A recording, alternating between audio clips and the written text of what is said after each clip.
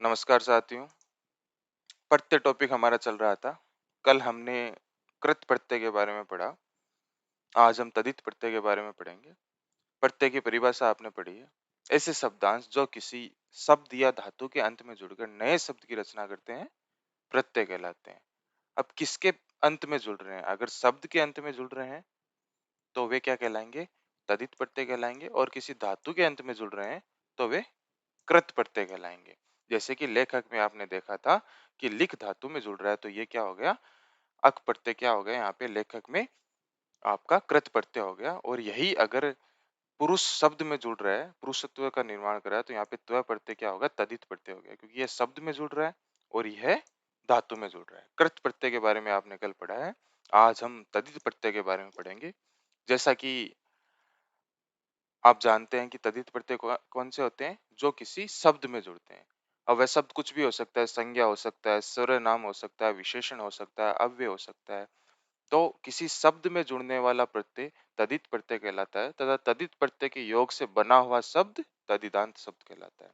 छात्र एक शब्द है, अपना एक शब्द है, मधुर एक शब्द है, दूर एक शब्द है। ये शब्द है। शब्द में अगर प्रत्यय जुड़ रहा है तो वो क्या कहलाएगा? शब्द में जुड़ने वाला प्रत्यय तदित प्रत्यय कहलाएगा। तदित प्रत्यय को 6 भागों में बांटा गया है। देखिए अपन प्रत्यय के टाइप क्यों पढ़ रहे हैं? कृत प्रत्यय, तदित प्रत्यय के भाग। अब जैसे एग्जाम पे अगर सिंपल क्वेश्चन आ जाए कि अपनत्व में कौन सा प्रत्यय है, तो आप आसानी से बता सकते हैं, शब्द देख के भी पहचान कर सकते हैं कि त्व प्रत्यय है। इनके टाइप पढ़ने की क्या जरूरत है? क्योंकि अब एग्जाम का लेवल काफी डिफिकल्ट हो गए हैं। आजकल जो कंपटीशन एग्जाम्स है उनमें प्रत्ययों का टाइप पूछ कर भी आपको क्वेश्चन कर सकते हैं। जैसे कि क्वेश्चन ये आ सकता है कि अपत्यवाचक तदित प्रत्यय कौन सा है? अब आपको पता ही नहीं कि अपत्यवाचक क्या होता है, तदित प्रत्यय क्या होता है, तो वह क्वेश्चन आप सोल्व नहीं कर पाओगे।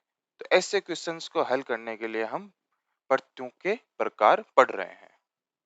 तो प्रत्यय तदित प्रत्यय को 6 भागों में बांटा गया है।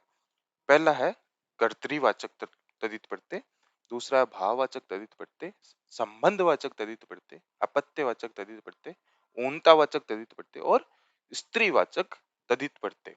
एक एक करके हम सबके बारे में पढ़ेंगे। सबसे पहले पढ़ते हैं हम कर्तृवाचक तदित प्रत्यय।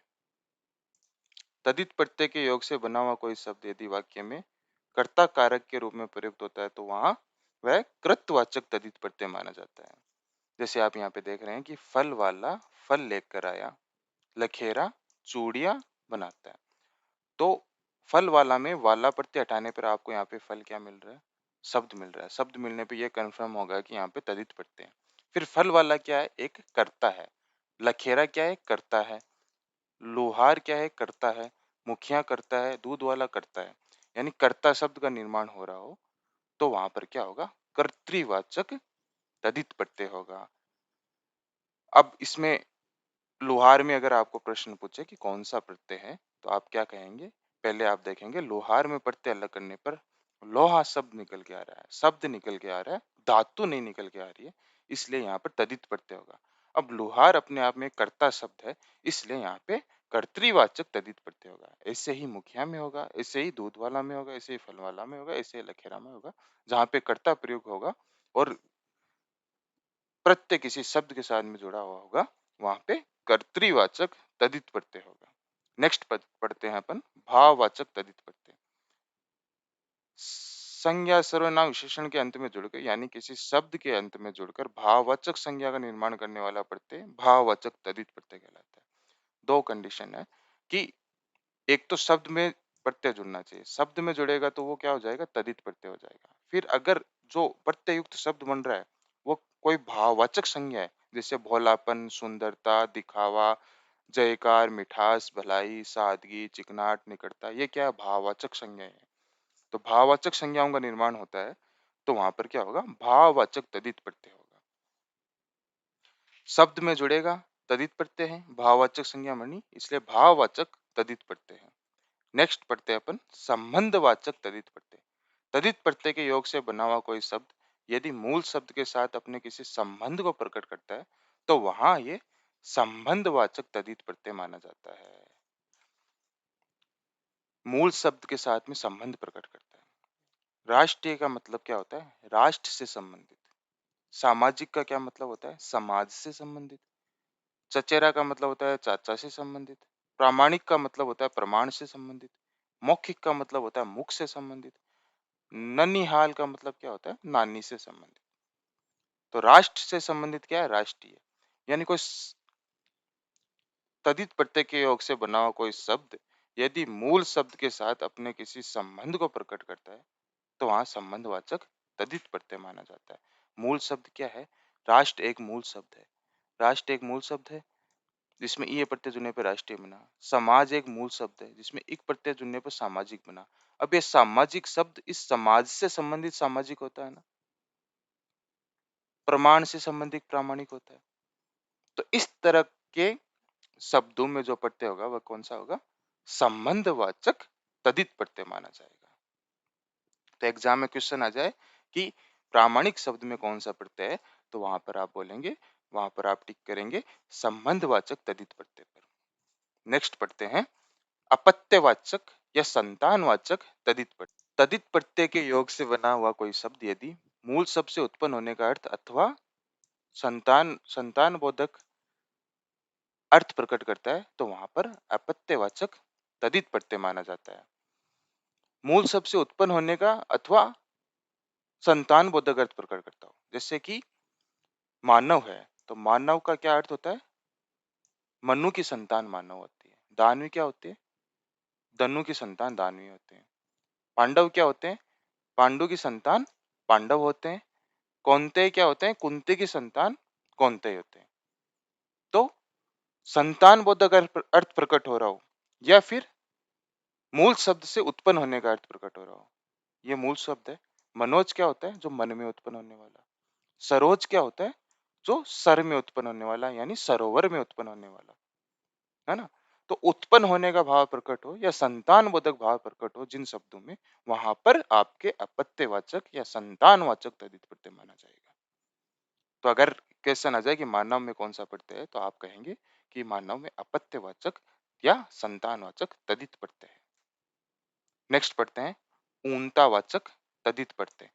तद्धित प्रत्यय के जुड़ जाने पर यदि मूल शब्द बड़े आकार से छोटे आकार को प्रकट करने लग जाता है तो वहां पर ऊनतावाचक तद्धित प्रत्यय माना जाता है। अथवा किसी तद्धित प्रत्यय के जुड़ जाने पर यदि मूल शब्द में अधिक प्रेम स्नेह माधुर्य का भाव उत्पन्न हो जाता है तो वहां पर भी ऊनतावाचक तद्धित प्रत्यय माना जाता है। दो बातें बताई, या तो बड़े आकार का छोटे आकार को प्रकट करने लग जाता है या फिर प्रेम स्नेह या माधुर्य का भाव उत्पन्न हो जाता है प्रत्यय लगने पर, तो वहां पर ऊनतावाचक तद्धित प्रत्यय माना जाता है। उदाहरण से समझते हैं, जैसे कि चिमटा एक शब्द है, इसमें ई प्रत्यय लगने पर चिमटी बन गया। चिमटा का आकार बड़ा होता है, चिमटी का आकार छोटा होता है। पहाड़ एक शब्द है, इसमें ई प्रत्यय जुड़ने पर पहाड़ी बन गया। पहाड़ का आकार बड़ा होता है, पहाड़ी का आकार छोटा होता है। तो छोटे आकार की शब्द रचना बन रही है प्रत्यय लगाने पर, तो वहां पर ऊनतावाचक तद्धित प्रत्यय माना जाएगा। या फिर ऐसे कह सकते हैं कि स्नेह भाव प्रेम भाव माधुर्य भाव प्रकट हो रहा हो, जैसे कि बेटी में या प्रत्यय लगेगा तो बिटिया शब्द का निर्माण होगा। प्रेम स्नेह माधुर्य भाव उत्पन्न करने का काम अगर प्रत्यय कर रहा है किसी शब्द में लगकर, तो वहां पर आपके ऊनतावाचक तद्धित प्रत्यय माना जाएगा। नेक्स्ट पढ़ते हैं स्त्रीवाचक तद्धित प्रत्यय। बिल्कुल आसान है। ऐसे प्रत्यय जो पुल्लिंग शब्द को स्त्रीलिंग शब्द में परिवर्तित कर देते हैं, वहां पर स्त्रीवाचक तद्धित प्रत्यय कहलाते हैं। छात्र शब्द में आ प्रत्यय जुड़ने पर छात्रा शब्द का निर्माण हो रहा है, तो छात्रा शब्द में कौन सा प्रत्यय है? छात्रा शब्द में जो आ प्रत्यय है वह कौन सा प्रत्यय है? तो वह प्रत्यय कौन सा है? स्त्रीवाचक तद्धित प्रत्यय है। ऐसे कुमार शब्द में ई जुड़ने पर कुमारी बनेगा, मोर में नी जुड़ने पर मोरनी बनेगा। तो ऐसे शब्दों में कौन सा प्रत्यय होगा? स्त्रीवाचक तद्धित प्रत्यय होगा। तो इस तरह से हमने प्रत्यय के प्रकारों के बारे में पढ़ा। हमने देखा कि प्रत्यय को मूल रूप से दो भागों में बांटा गया है। कृत प्रत्यय, अगर किसी धातु में प्रत्यय लगता है तो वह कृत प्रत्यय है, और किसी शब्द में प्रत्यय लगता है तो वहां पर तदित प्रत्यय है। फिर हमने कृत प्रत्यय के उपभेद पढ़े, उसके बाद में आज तदित प्रत्यय के उपभेद पढ़े। नेक्स्ट जो वीडियो आने वाला है उसमें हम प्रत्ययों की पहचान करना सीखेंगे, जो सबसे इंपॉर्टेंट है। प्रत्यय का प्रकार से अगर क्वेश्चन आ जाए तो इनसे हम हल कर सकते हैं। इतने कंटेंट से हम हल कर सकते हैं। लेकिन आगे हम जो पढ़ने वाले हैं, जिसमें ज़्यादातर क्वेश्चन्स आते हैं कि प्रत्ययों की पहचान कैसे की जाए, कि किस शब्द में शब्द दे दिया जाएगा और आपसे पूछा जाएगा इसमें कौन-सा प्रत्यय है। तो प्रत्ययों की पहचान करना हम नेक्स्ट वीडियो में सीखेंगे और इसके साथ-साथ प्रत्यय के प्रत्यय पूरे टॉपिक का कॉन्क्लूजन भी हम उसमें पढ़ेंगे, सीखेंगे। मिलते हैं नेक्स्ट वीडियो में। धन्यवाद।